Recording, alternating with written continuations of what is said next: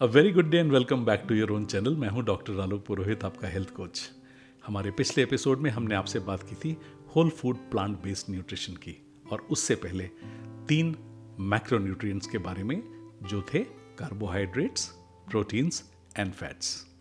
इस पूरे डिस्कशन के बाद ये अवश्यंभावी है, ये ज़रूरी है कि आप फाइबर के बारे में ज़रूर जानें, क्योंकि फाइबर स्वाद के हिसाब से और कैलोरी के हिसाब से एक इनसिग्निफिकेंट हिस्सा है, लेकिन आपकी डाइट का एक बहुत ही इनसेपरेबल और ज़रूरी हिस्सा है। आइए इस एपिसोड में हम बात करते हैं फाइबर के बारे में।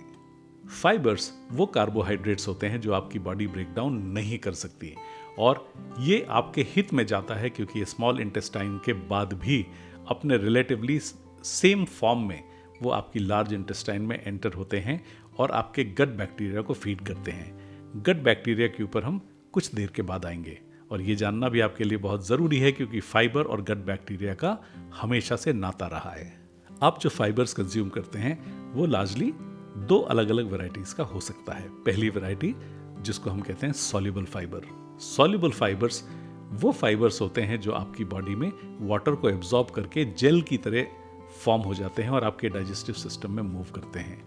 इनका जेल की तरह फॉर्मेशन करना आपके लिए बहुत बेनिफिशियल होता है क्योंकि आपकी डाइजेस्टिव प्रोसेस को थोड़ा सा स्लो डाउन करते हैं। इस वजह से आपकी ब्लड शुगर्स में स्पाइक कम आते हैं। आपके खाने में जो ओवरऑल लॉन्जेविटी होती है वो फाइबर के होने से बढ़ती है। आप ज़्यादा देर तक पेट भरा हुआ महसूस करते हैं। आपके मेटाबॉलिक सिस्टम पर स्ट्रेस कम होता है क्योंकि अगर आप एकदम नेकेड कार्बोहाइड्रेट्स वगैरह खाते हैं तो इंसुलिन की रिक्वायरमेंट ज़्यादा होती है और आपके शरीर को ज़्यादा काम करना पड़ता है। तो एक हेल्दी पैनक्रियास, एक हेल्दी लिवर के लिए फाइबर की प्रेजेंस आपके लिए बहुत फेवरेबल काम करती है।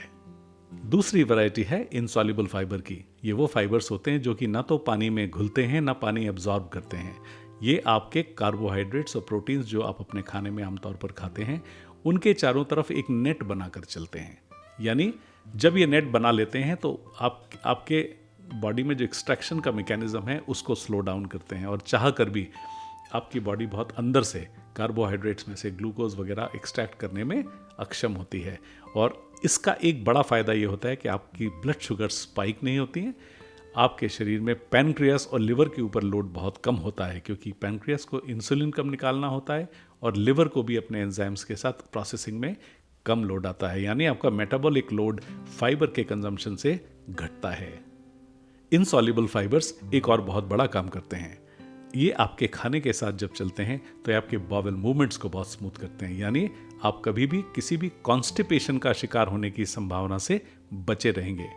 वो लोग जिनकी डाइट में फाइबर का कम कॉम्पोजिशन होता है वो लोग आमतौर पर कॉन्स्टिपेशन जैसी समस्याओं से पीड़ित रहते हैं, और इस वजह से उन्हें अलग से कुछ लैक्सेटिव्स लेने पड़ते हैं, जैसे सिलियम हस्क या ईसबगोल, या कुछ लोग अलग वैरायटी के कुछ लोग आयुर्वेदिक प्रोडक्ट्स, हर्बल प्रोडक्ट्स भी यूज़ करते हैं, लेकिन उसके लिए आपको दूसरी मदद लेना पड़ती है। फाइबर का एक बहुत इंपॉर्टेंट एस्पेक्ट है, चाहे वो सॉल्युबल फाइबर हो या इनसॉल्युबल फाइबर हो।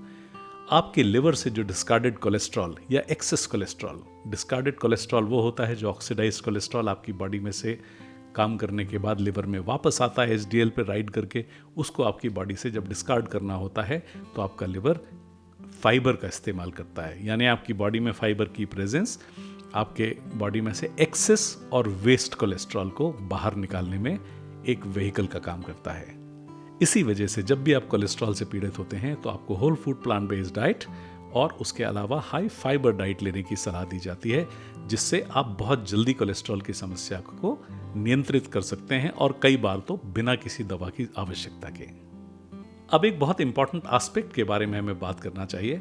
ये फाइबर्स जब ब्रेक डाउन बॉडी में नहीं होते हैं और स्मॉल इंटेस्टाइन से लार्ज इंटेस्टाइन में चले जाते हैं इन देयर ओरिजिनल कंडीशन, तब आपकी बॉडी में प्रेजेंट जो माइक्रोबियल पॉपुलेशन है, इसके बारे में अगर आप समझना चाहें तो हमारे शरीर में यदि 100 ट्रिलियन सेल्स हैं तो लगभग 40 to 50% पॉपुलेशन हमारे गट माइक्रोबायोम में होती है। यानी हमारी बॉडी में लगभग इस गट बैक्टीरिया की पॉपुलेशन लगभग हमारे शरीर का 40% हिस्सा है, और अगर ये हिस्सा नाराज़ हो जाए तो आप समझ सकते हैं क्या हालत बनाता होगा।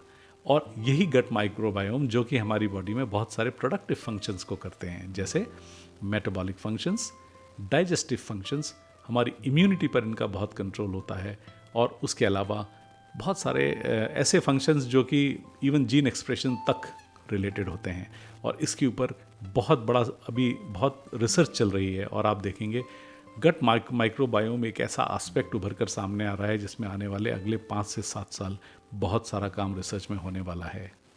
अब तक करीबन 2,500 से 3,000 गट बैक्टीरिया हमारी बॉडी में जो प्रेजेंट पाए जाते हैं ह्यूमंस में, उनके बारे में जानकारी है।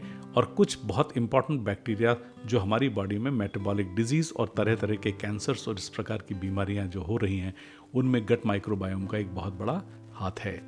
इसके ऊपर रिसर्च बहुत सारे नए एरियाज़ के ऊपर रोशनी डालेगी, और हमारे सामने शायद बहुत जल्दी कुछ अच्छे परिणाम हमको देखने भी मिलेंगे। फाइबर का गट माइक्रोबायोम से क्या संबंध है? अब इस बात को लेकर शायद आप थोड़े क्यूरियस होंगे। तो शायद ये जानकर आपको आश्चर्य होगा कि गट माइक्रोबायोम का सबसे फेवरेट फूड फाइबर है। यानी वो फाइबर जो आपकी बॉडी में एब्जॉर्ब नहीं होता, ब्रेक डाउन नहीं होता और आपकी लार्ज इंटेस्टाइन में जाता है। वहाँ पर गट माइक्रोबायोम उसको ब्रेक डाउन करता है और अपने हिसाब से कंज्यूम करता है। जितनी वैरायटी का फाइबर आप कंज्यूम करते हैं, उतना ही बड़ा आपका रेंज ऑफ माइक्रोबायोम होता है, यानी बायोडाइवर्सिटी। इतनी डाइवर्सिटी में माइक्रोबायोम होगा, उतनी ही ज़्यादा disease, sickness, illness, allergies, immunity से रिलेटेड प्रॉब्लम्स को आप रेजिस्ट कर पाएंगे। यानी जितना बड़ा गार्डन, उसमें तरह तरह के प्लांट्स अगर आप रखें, ये एक तरह का आपका गार्डन है। इसमें जितनी वैरायटी के माइक्रोबायोम्स आप कंज्यूम करेंगे या उनको डेवलप करेंगे फाइबर्स वगैरह कंज्यूम करके, तो आप देखेंगे आपकी ओवरऑल हेल्थ में हमेशा बहुत लंबे समय तक लॉन्ग टर्म अच्छे इम्प्लीकेशंस आते हैं। जब हम एक हेल्दी गट की बात करते हैं तो उसको फाइबर से फीड करना, ये एक बहुत ही इंपॉर्टेंट स्ट्रैटेजी है। बिकॉज जब आप कार्बोहाइड्रेट्स और प्रोटीन कंज्यूम करते हैं तो उसमें से ग्लूकोज और अमाइनो एसिड्स और बिल्डिंग ब्लॉक्स एक्सट्रैक्शन होने के बाद हार्डली कुछ बचता है जो कि आपके गट माइक्रोबायोम को फीड कर सके। इसलिए फाइबर आपके खाने की प्लेट का एक बिल्कुल अभिन्न हिस्सा होना चाहिए, तब जाकर उस गट माइक्रोबायोम को आप फीड कर पाएंगे, उसमें डाइवर्सिटी ला सकेंगे और उसको बहुत बड़ी रेंज में अपने अंदर एक तरह से डेवलप कर सकेंगे। क्रॉनिक डिजीजेस में फाइबर डाइट का कोई भी जोड़ नहीं है, क्योंकि ये वो डाइट है जो आपको फुल रखती है, कैलोरीज नहीं देती है, आपके गट माइक्रोबायोम को हेल्दी रखती है, और साथ ही साथ बहुत सारी क्रॉनिक डिजीज में आपको कंट्रोल्स देती है, जैसे ब्लड शुगर का कंट्रोल, हाइपरटेंशन का कंट्रोल, कोलेस्ट्रॉल के ऊपर आपका कंट्रोल, ये फाइबर ही आपको देता है। फाइबर फ्यूल्ड होना अपने आप में बहुत अच्छी हेल्थ कंडीशन को मेंटेन करना है। अपने परिवार में सबको फाइबर को एक इंसेपरेबल पार्ट बनाना सिखाएं। ये भी सिखाएं कि आप हमेशा एक अच्छा सैलेड अपने खाने में शामिल करें।